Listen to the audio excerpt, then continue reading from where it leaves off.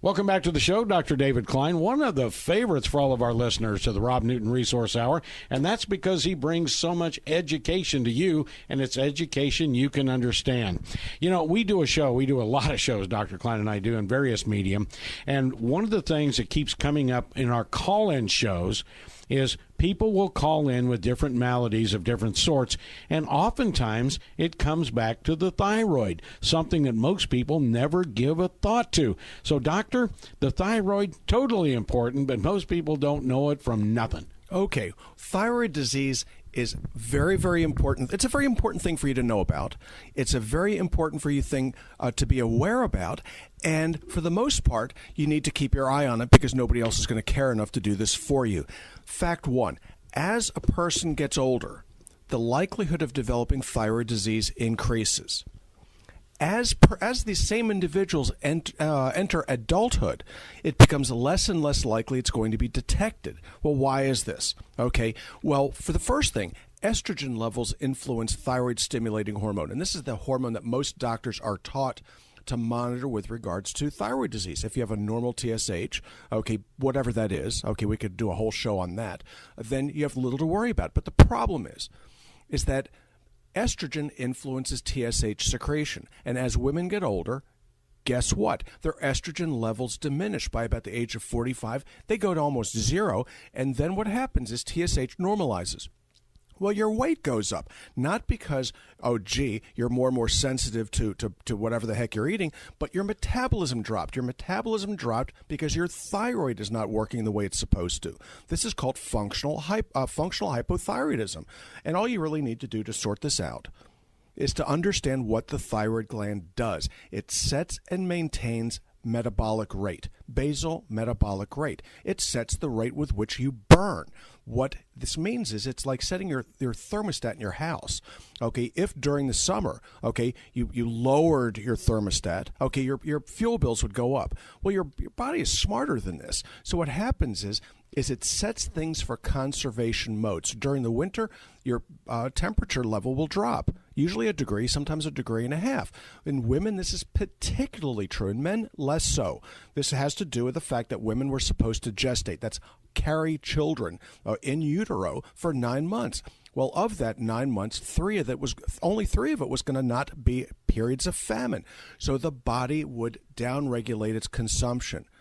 As estrogen levels diminish with age, the same thing happens, and women get heavier and heavier and heavier as their age goes up, even if their TSH levels don't increase, which is to say that they're not going to get diagnosed. So you go into the doctor's office and you look at yourself, your face is getting round, your stomach is getting rounder, your weight's going up 3 to 4, 5 pounds a year. So now all of a sudden, 10 years later, you're 50 or 60 pounds heavier than you should be. You certainly don't fit into your bathing suit as you once did, okay? And all you really need to do is one of two things. Either take your temperature, which isn't really that tough, actually. You take your temperature should never be below 97.6. And that's at 4 o'clock in the morning. So if it's below 98, you're ill. The second thing you do is you look at your nails. And if you see those little white areas called lunates at the base of your nail, they should be at least 3/8 of an inch at the thumb. If they get smaller than that, you may have a problem. If they disappear by the time it hits your fourth finger, you're done. You have thyroid disease. Well, thyroid disease comes in one of several different flavors. What flavor could it be? Well, it could be functional hypothyroidism, as we just discussed, which is to say that some other hormone is causing your body to not process or interpret thyroid levels properly. Functional hypothyroidism. It used to be called euthyroid sick. Okay, this is, gee, we checked your thyroid levels. Well, you might be hypothyroid, so we're going to give it to you anyway. We have to give you a diagnosis code. Okay, that's number one. Number two is more interesting, which is autoimmune thyroid disease. About 1/3 of patients with thyroid disease, and this might be 1/3 of the population, that translates into about 9%, okay, will have autoimmune thyroid disease. These individuals typically have temperatures that never really get into the 98s. Okay, so they'll wake up, they'll be 96 and change, 97 and change, and your brilliant medical practitioners, which, by the way, these days is less and less likely to ever be an MD. You realize that, okay? The likelihood of you going to see a family doc is about zero. You're going to be seeing somebody who trained 18 months, and they're going to look at you and go, oh, it's normal for you to have a temperature 97.8.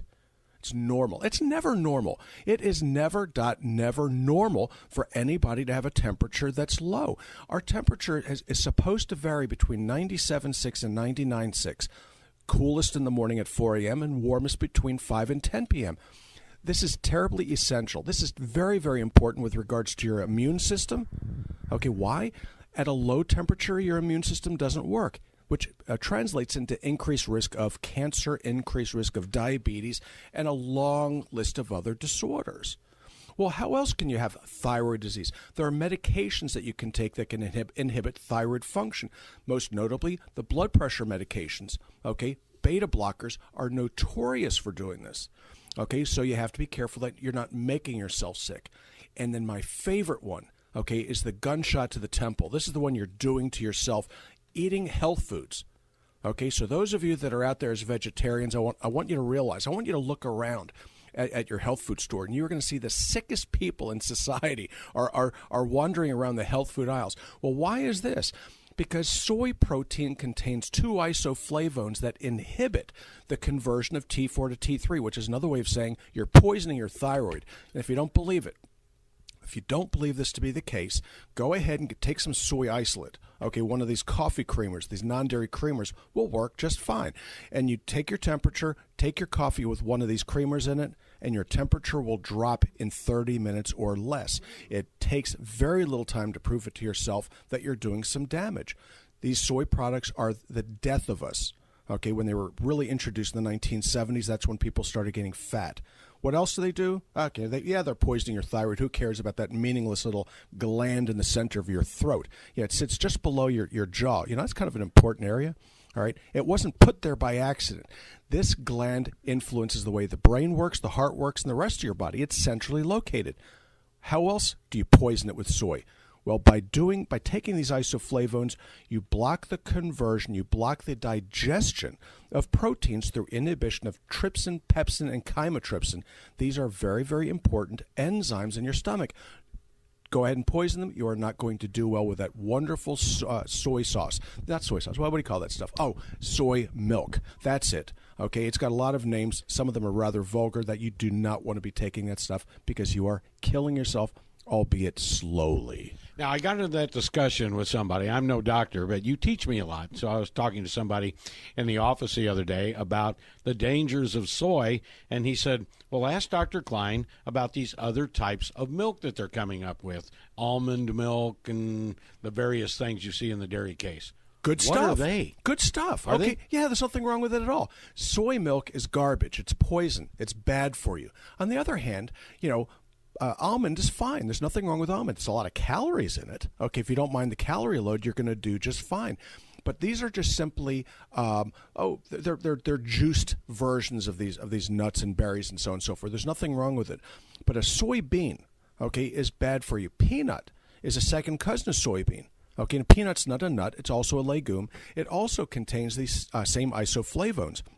So if you're out there with rice milk and coconut milk, which I'm not a big fan of, these are all fine. They're particularly good in mixed drinks, okay? But they really have no place in those individuals that are on diets. So what can we ingest that's good for the thyroid? Good for the thyroid? How about just about anything but soy? All right, okay. We can do that. Yeah, you can feed the thyroid. You feed it lots of things. But what is it that's in our diet or not in our diet that actually leads to thyroid disease?